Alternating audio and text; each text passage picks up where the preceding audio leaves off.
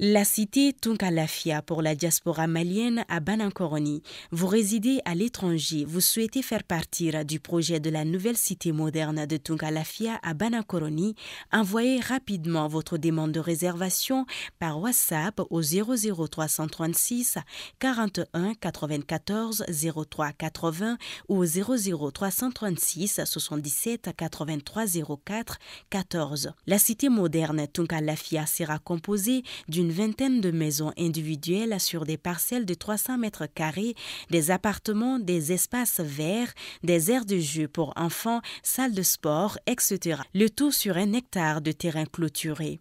Après l'acquisition des parcelles, vous avez le choix entre la construction avec Tunkalafia d'une villa 3 chambres plein pied à partir de 26 millions de francs CFA ou d'un duplex 4 chambres à partir de 35 millions de francs CFA.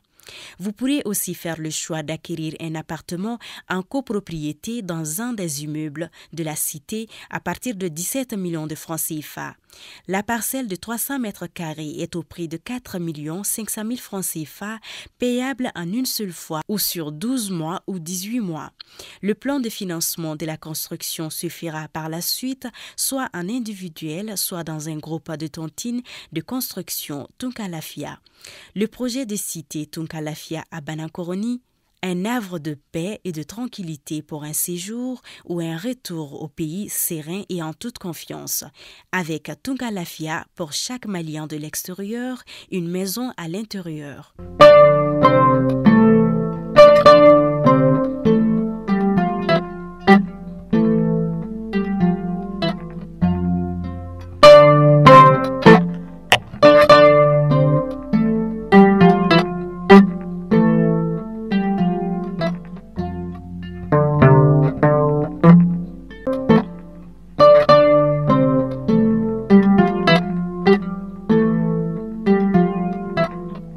Jumaye juin kalo kile fila samba fila ni muga ani saba ambi au bela jeni fo aka wakati o chukala kuna foni minabo si kala ya mali kuna foni.net ale jabarani sanfe ni o watu sili ayo bisimila.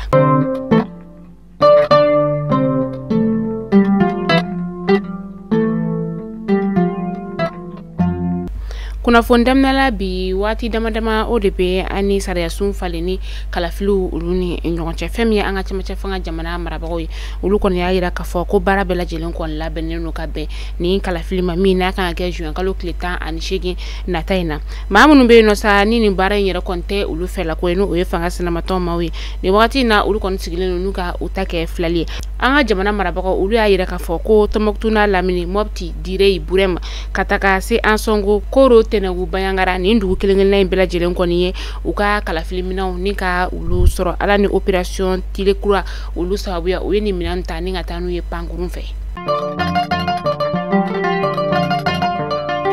anga chama fanga jamana nyama no ye kolonela Asimi Goita ye kunu juin kalo kile folo samba flani muga ani saba adaga yoro era la kulbaka ulu fe no première session 2023 ni oye conseil supérieur de la magistrature ayo baro koneni ka ulu nundo ni bara nyera bela jelenkera ministre mbeno ni ale nyashine be kiri konyo ani bura haramadiya hakew nyashine konkera ale nyana ni oye Mahamadou Kasugi Mohamed Yusuf Bachili ni bebali wele ko Arashbash koni de maka sebe ni ka odo monsieur Idrissa Amidou Touré ale jugala ni ale ye tribunal la procureur ye communicat la ni o yanga sigida o 99 Arashbash ale koni de maka sebe ni ka odo kuminasa o de ka fo ko ale koni minena mina ko jugu o la ni ga takana ka soro mina ku yarete ala de maka sebe kon dona me kalo klibise bani kilente meni samba flani muka anisaba Banka se préfet danka ale koni bara ni ka odamne me kalo klimuga ani kononton temene ni ale majan kone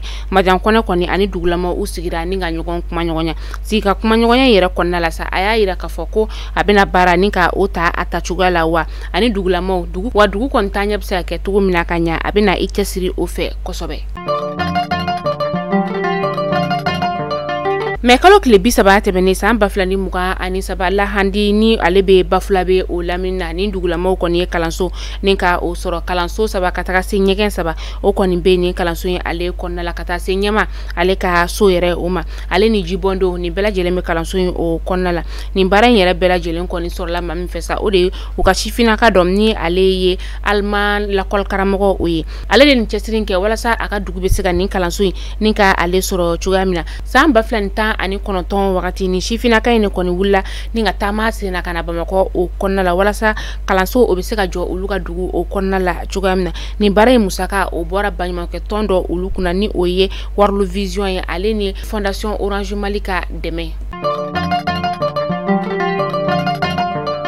Amita ko kan kibaru la ambita Senegal kaw ka jamana o kɔnɔna la ni wagati na a gannen be kosɛbɛ Senegal kaw ka jamana o kɔnɔna la ka sababuya kɛ u ka fanga sinamatɔ maa min be no ne o ye Ousmane Sonko kɔni ale tun be kiritigilamaw olu ɲɛma ni u kɔni y'a ɲangi san 2 o kaso ka tila tuguni ni ka Amadi ni ka o biya kan safa wari 120 ye k'a kan ka ni ka o de sara ni kɔni ma kɛ fɛn min ye Ousmane Sonko ale ka maaw olu fɛla ko u donna dugu kɔnɔ ni ka tiɲɛni kɛ fantan naani bɛɛ lajɛlen fɛ o ni fintigilakaw kɔni fana karila ɲɔgɔn na. A kunnafoni datuguni l'Américain ka jamana o kɔnɔ u ka jamana ɲɛma ni o ye Joe Biden kɔni ale kɔni prokotora kunu ka to jama la wagati min na sa a ka kɛnɛya kɔni o kun tɛ tentɔ nka a bɛ se ka fɔ ko basima fɛnba o kɔni ma a sɔrɔ a prokotora wagati min na sa o y'a sɔrɔ a n'a ka fintigilakaw olu kɔni tun bɛ ɲɛnajɛ la kunu juin kalo tile fɔlɔ san 2023.